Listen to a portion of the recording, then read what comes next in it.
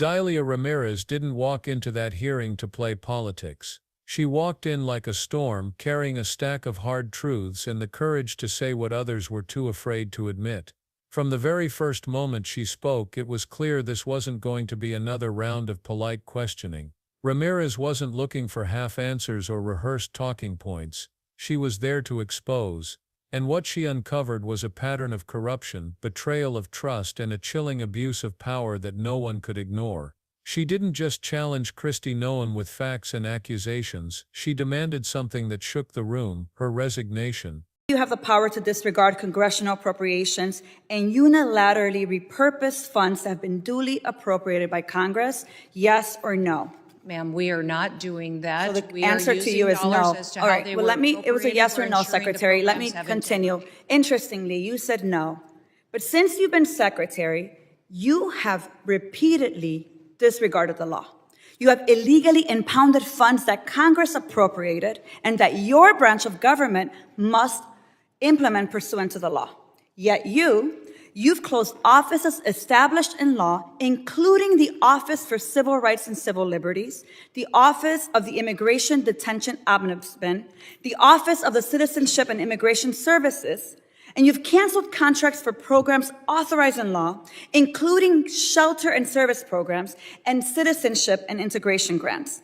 You've obstructed and roughed up members of this committee as they attempted to conduct congressional oversight, and then you vilified them. But my question is, if they were so bad, why were they allowed to go in after to conduct oversight? Let me just continue. You redirected funds to terrorize our communities. You created taxpayer-funded political propaganda campaigns to terrorize families and children who don't sleep at night because of the terror of those commercials that you are putting out there. You hold sick, disrespectful press conferences in my state where, let me be clear, you are not welcome.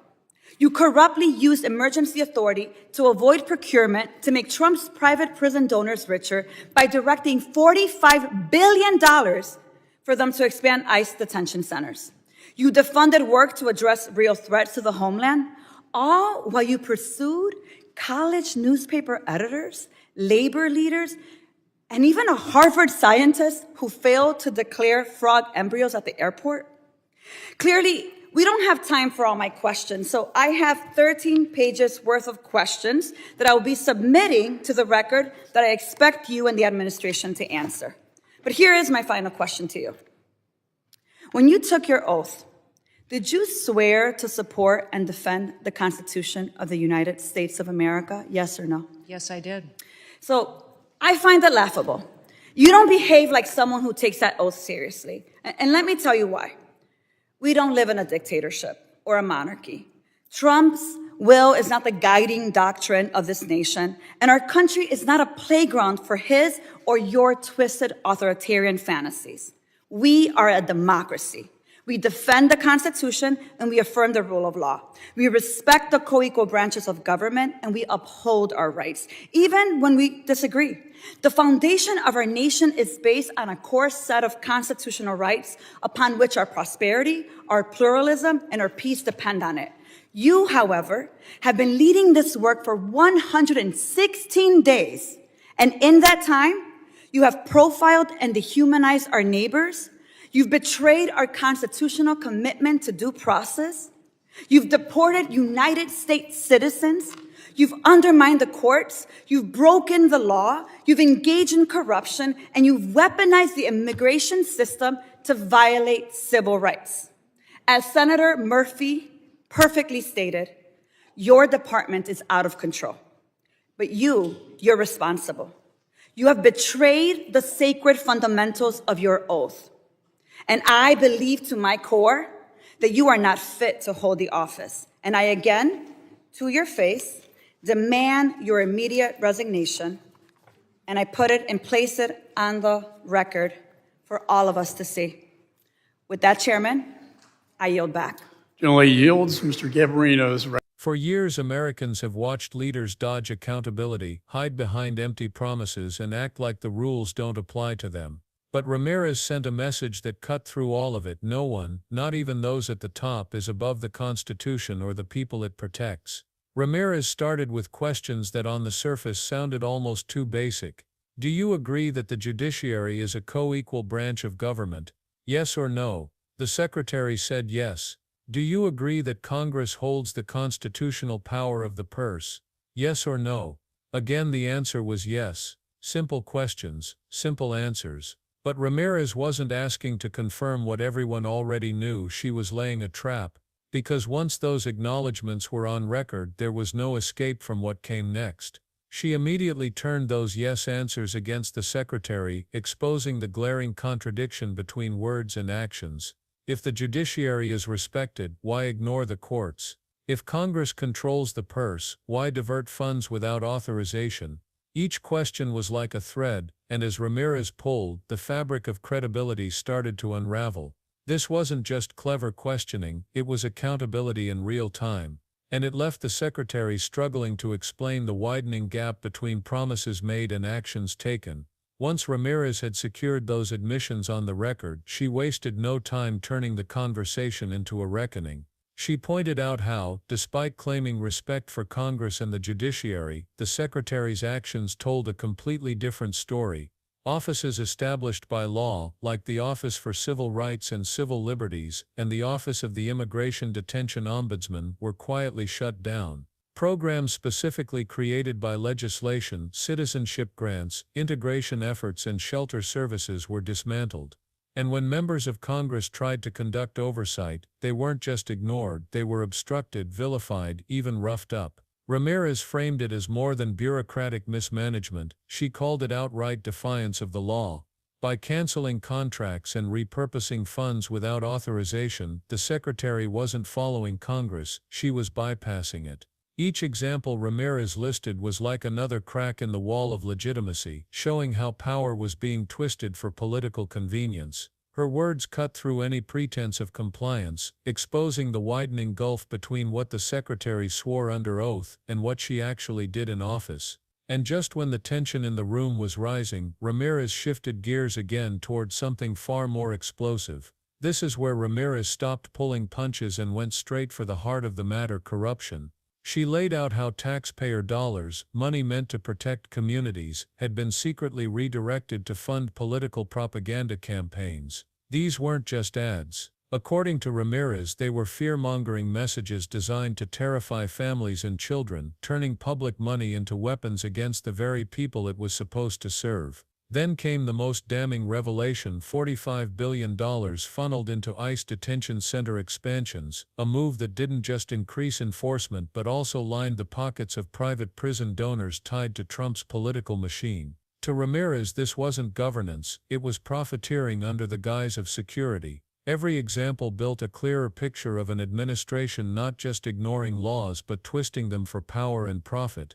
And with each charge, the room grew heavier. Ramirez wasn't just listing mistakes, she was connecting the dots, showing how decisions that looked like policy choices were actually part of a larger, darker trail of corruption. But even this wasn't the breaking point. Ramirez was about to strike at something deeper, the very oath of office itself. Ramirez then shifted from corruption to something even more serious: the betrayal of the oath of office. She reminded the secretary of the words spoken when swearing in to support and defend the Constitution of the United States. But then she drove the knife in: "You don't behave like someone who takes that oath seriously." Her language was blistering: "We don't live in a dictatorship. We don't live in a monarchy. Trump's will is not the guiding doctrine of this nation." Every line was a direct attack on what she framed as authoritarian impulses running unchecked in the department. Ramirez argued that by ignoring Congress, undermining the courts, and weaponizing immigration policy, the secretary had shredded the very principles she swore to uphold.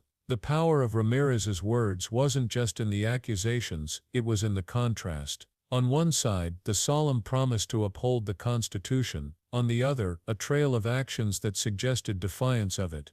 It wasn't just corruption, she argued, it was betrayal at the highest level. And betrayal of the oath is more than a scandal, it's a direct threat to democracy itself. After exposing the corruption and betrayal, Ramirez turned the focus to the people living with the consequences. She reminded the committee that this wasn't just about budgets, offices, or legal technicalities, it was about human lives. Families were being torn apart by propaganda campaigns designed to instill fear. Immigrant communities were dehumanized and profiled by the very agency tasked with protecting their rights. And perhaps most shocking, even U.S. citizens had been wrongfully deported, stripped of their freedom because the system disregarded due process. These weren't distant policy debates, they were stories of parents who couldn't sleep at night, children terrified by government-funded fear tactics, and neighbors forced to live as though their existence was a crime. Ramirez drove home the point that the abuse of power wasn't theoretical, it had faces, names, and broken lives attached to it.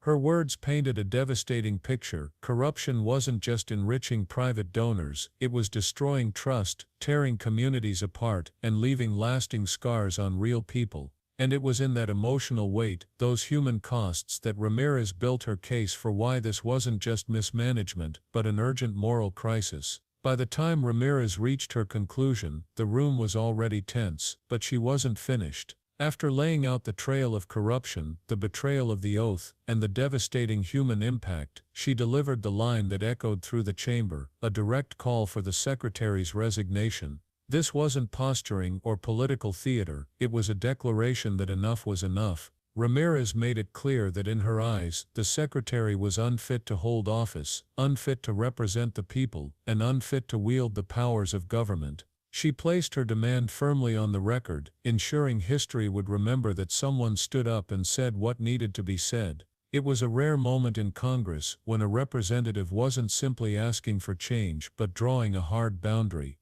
Resignation wasn't a suggestion, it was a demand born out of principle. And as Ramirez's words hung in the air, it became clear this wasn't just about one leader, but about the larger question of whether betrayal of the Constitution could go unanswered. Ramirez's call for resignation wasn't just aimed at one official, it was a warning to the entire country. She made it clear that the danger wasn't only in the actions already taken, but in the precedent they set. If one administration can defy Congress, ignore the courts, and twist agencies into tools for political gain, what's to stop the next from going even further? Democracies rarely collapse overnight. They erode piece by piece, through small abuses of power that slowly become normalized. Ramirez reminded the committee that checks and balances aren't optional, they are the guardrails that keep ambition and authority in check. Every time those guardrails are ignored, the foundation of democracy weakens. Her words weren't just about holding one secretary accountable, they were about holding the line against authoritarian drift. She reframed the moment as bigger than politics, bigger than party. It was about the survival of the system itself, and the unspoken question hung heavy in the room: how much longer can democracy endure if leaders keep testing its limits? When Delia Ramirez demanded accountability, she wasn't just confronting one official, she was holding up a mirror to America.